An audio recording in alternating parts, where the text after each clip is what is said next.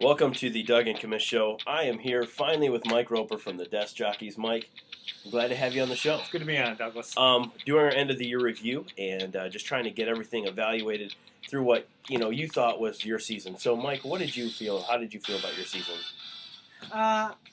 Overall, I mean, you missed the playoffs, and it's going to be a little bit of a disappointment.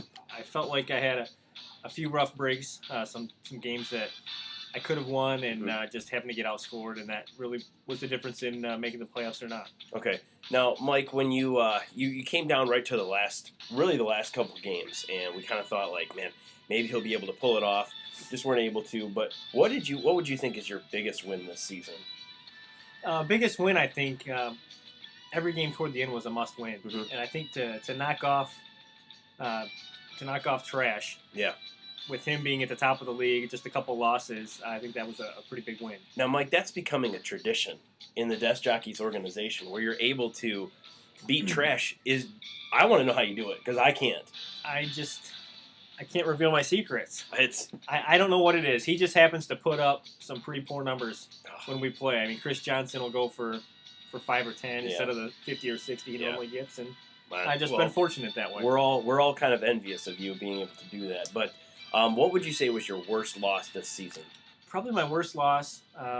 It could be one of two. I mean, coming down the end, I had to have must wins, and I played Finest Bean, and that one really was the difference. I mean, if I win that one, I'm most likely in, and I just didn't play well. Didn't do well. I think the other one could have been against Little Caesar when I went with the experts and took Hasselbeck over Breeze, and we all know how that worked out. That didn't work out too well. Yeah, last time I listened to the ESPN experts, they don't do you well all the time. All right, well, as you look at your season, was there one player that just kind of jumped out in your mind that was a really good player that you were not expecting to show up and just week after week just did his thing? Maybe you traded him away halfway through or just whatever, but what player was on your roster that you thought, wow, I'm really glad I had him? I think the biggest surprise for me this year would have to be Cedric Benson. I mean, what a great pick. Yeah, I honestly, I was coming down to it. Time was running out, and I was trying to pick between Hightower and Benson, and I actually looked at commission and said, I think I froze and took Benson. Yeah. And he hadn't done hardly anything in the previous years with the Bears, and then just came out, and I think it's a testament to their offensive line. Yeah, well, I'll tell you, he showed up after being in the fantasy graveyard the last couple of years, just showed up, and it was. I totally agree. I don't think it could have been a better pick. All right, so we look at your team, we look at your biggest wins, who you were as a surprise player.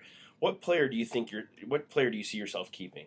Would you give us a little bit of a jump towards? Yeah, it's probably going to be one of two. To turn away Drew Brees obviously would be very hard to do. He's a fantastic quarterback, puts up, for the most part, consistent numbers. Just really good numbers. A couple games he'll go low, and it just depends, I think, on the level of competition. When the other team is really bringing it, he brings it as well. And when he knows he can get by without it, sometimes he doesn't do as well. And you got to like the fact that he doesn't necessarily key in on one guy on offense. And that makes him valuable because he spreads the ball around. So it's not like you have to worry somebody's going to double team or triple team one wide receiver. You got to like the fact that he spreads it around. Absolutely. So. It could be him, or it could also be Cedric Benson. Okay. I mean, they've got a quality offensive line and a one-back system. Yeah, for the most part. So that's huge. Depending on how they choose to pursue that in next year's season. I mean, they picked up LJ, and they've got was it Bernard Scott or whatever his name was. So guys that could fill in, but I mean, Cedric Benson's still probably be the best guy. Now, is there a GM that you just can't stand that kind of gets under your skin? I mean, we've had some Steven votes, which I don't even know how Steven could get under your skin because he's not really any competition to you. Yeah, he likes to talk. But he usually does it after he wins. Yeah. I think every week, all of us every week think, we talk big, and then it comes down to game time, and we think, boy, I really could lose this week. Exactly. And when he wins, he lets everybody know about it. So, he does. I don't know. A couple years ago, there were some people were really running their mouths and kind of got under my skin. But this year, not too bad. Yeah. Not too bad. All right, just playing even keel. We're okay with that. Now, is there any potential rule changes you'd like to see? We go back and forth in the draft lottery on what we're going to do with keepers. I mean, is there any one rule that you kind of think, like, I wouldn't mind seeing this being changed? The keeper was a little different this year. Really brought an added dynamic to the draft that made the draft that much harder. So having that under our belt, I think it'd be interesting to see how this year's draft goes. I'm not opposed to that. I would like to see some points for a quarterback that throws for more than 400 yards. Yeah, that's I know that's been kind of hurt. overlooked the Yeah, last couple and of that's years. been happened to you twice, I think, hasn't it? And I think you would have. Did you? Who had Big Ben? The I week had that he threw for 8,000 yards. I did. It was in another league that I had Okay. him, but yeah, I mean, it would have made a difference. He's done that. Yeah. The sack, I think, Just kinda getting potentially. used to it. Yeah. It also was one that I saw in the Gridiron Challenge. The defense gets 5 points if their team wins, Oh, really? which I think might be an interesting dynamic. Maybe 1 or 2 points if their team were to win. Wow, that's interesting. I've never heard of that. So that could be something to think about. Huh. All right. So, are we going to see anything different from your team next year?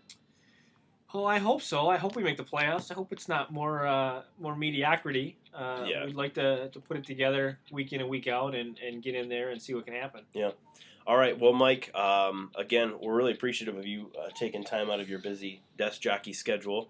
You are a new father, so congratulations from the GFO on that one. Hope everything's going well with little Calvin. They are doing well. We're expecting him to be doing some Heisman eventually. Yeah. I mean, we came home from the hospital Saturday afternoon, and we had him watching the divisional game Saturday night. Mm-hmm. So well, good. Well, one more thing. Is there anything you'd like to say to Matt Forte? I mean, he likes the show. Man, Matt Forte. I wish you a happy time on Nappy Headed's bench. Yeah, no kidding. Man, was that ever what a disaster! Fantastic pick. What a disaster that turned out to be. But anyway, again, Mike, thanks for stopping by. All we right. appreciate having you. Good luck this next season. Yeah, looking forward to a good year. All right.